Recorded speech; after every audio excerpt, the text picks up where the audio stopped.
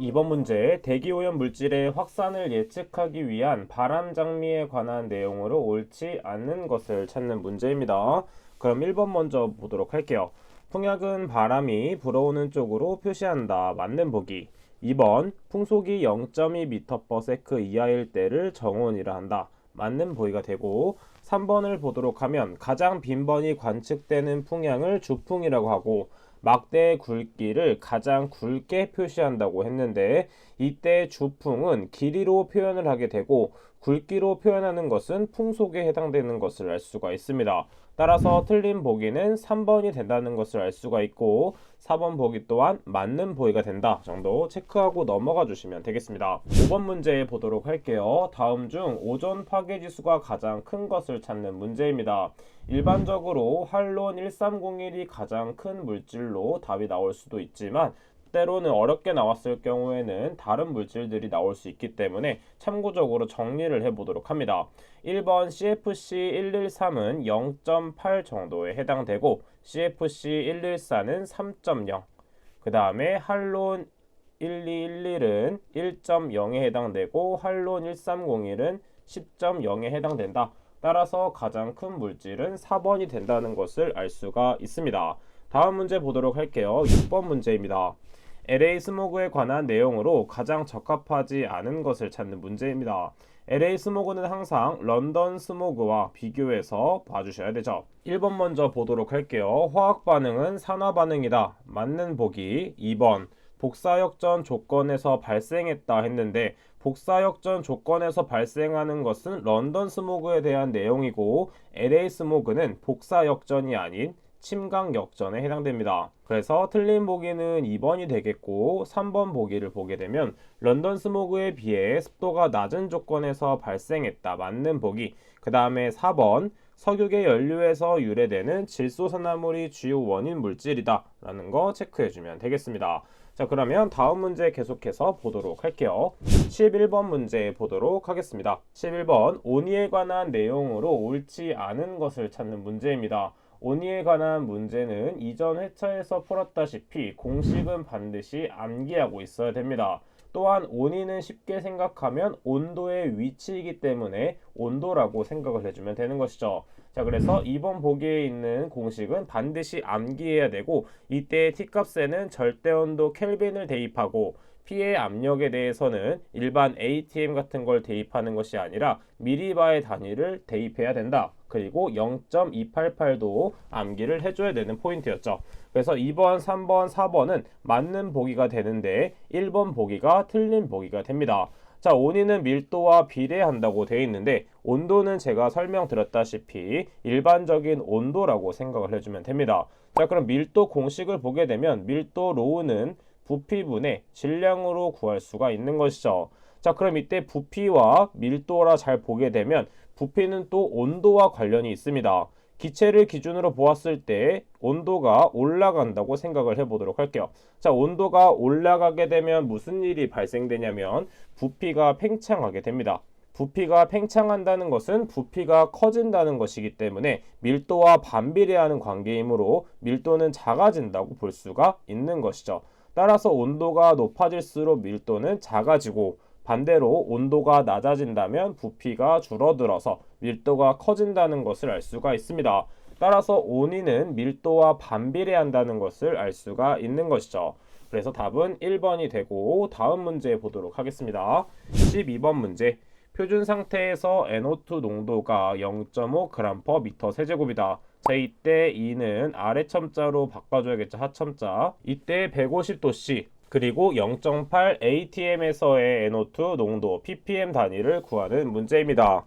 자, 이때 포인트가 되는 것은 ppm 단위를 구하기 위해서는 이때 그람 단위를 밀리리터로 바꾸는 게 포인트가 되며, 단위 환산 시 사용될 때 이때 표준 상태에서 전환되는 것이므로 온압 보정을 반드시 해줘야 되는 것을 알 수가 있습니다. 그럼 차분하게 한번 풀어보도록 할게요.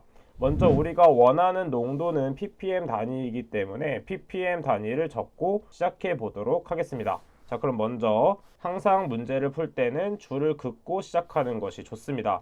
그럼 먼저 주어진 농도는 0.5g/m 세제곱이기 때문에 0.5g/m 세제곱을 기준으로 시작을 해보도록 하겠습니다. 먼저 g을 부피 단위로 바꿔주기 위해서는 분자량이 필요하죠. 따라서 NO2의 분자량인 46g분의 22.4 S리터가 되는 것을 알 수가 있습니다.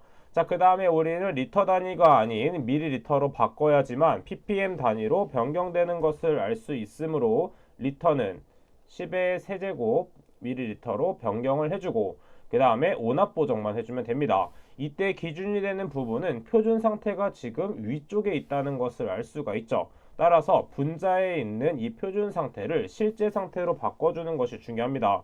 항상 온압 보정을 할 때는 온도가 먼저 위치해야 된다. 즉 사선으로 위치해야 된다는 것을 알 수가 있습니다. 따라서 표준 상태에서의 온도는 273켈빈이며 우리가 바꿔야 될 온도는 150도씨이기 때문에 273 플러스 150을 내주면 되고 지금 압력도 변하였으므로 압력 단위도 마찬가지로 온도의 대각선으로 대입하면 되는 것을 알고 있습니다. 따라서 이때 표준 상태의 ATM은 1ATM이고 그리고 변경되는 단위는 0.8이 되는 것을 알 수가 있겠죠. 자, 그래서 나머지 부분은 계산기에 그대로 입력을 하게 되면 471.57 ppm이 나온다는 것을 알 수가 있습니다. 따라서 정답은 1번이 되는 것을 알 수가 있는 것이죠. 이렇게 단위 환산에 관련된 것은 모든 과목에서 중요한 부분이기 때문에 반드시 숙지해야 되는 부분입니다. 그럼 다음 문제 한번 보도록 하겠습니다. 16번 문제입니다. 지금 16번 보면 휴 굴뚝 높이라고 했는데 이때 휴가 아니라 유로 수정을 해줘야 됩니다. 유효 굴뚝 높이가 1m인 굴뚝에서 배출되는 오염물질의 최대 착지 농도를 현재의 10분의 1로 낮추고자 할 때 유효 굴뚝 높이를 몇 미터 증가시켜야 되는가? 자, 그럼 일단 기존은 1m가 되겠고 지금 문제에서 주어진 것은 최대 착지 농도가 주어져 있기 때문에 최대 착지 농도 공식은 반드시 알고 있어야지만 해당 문제를 풀어낼 수가 있습니다. 그럼 먼저 최대 지표 농도식을 한번 써보도록 할게요. 최대 지표 농도식은 Cmax라고 적을 수 있고 이때 분자에는 무엇이 들어가냐면 Q값을 대입해주면 되고 이때 그 다음 밑에는 유효 굴뚝 높이의 제곱 그 다음에 파이 곱하기 2 곱하기 풍속을 해주면 됩니다. 그 다음에 이쪽에는 상수값인 KZ, KY가 대입되면 되는 것이죠. 지금 근데 문제를 보게 되면 많은 인자들이 빠져있는 것을 볼 수가 있습니다. 그렇다는 것은 우리가 주어진 것만 활용해서 풀어내야 된다는 것이죠. 그래서 무엇이 주어졌냐면 우리가 주어진 것은 최대 착지 농도를 구하는 것이기 때문에 Cmax와 그 다음에 유효 굴뚝 높이에 대한 식만 알고 있으면 되는 것입니다.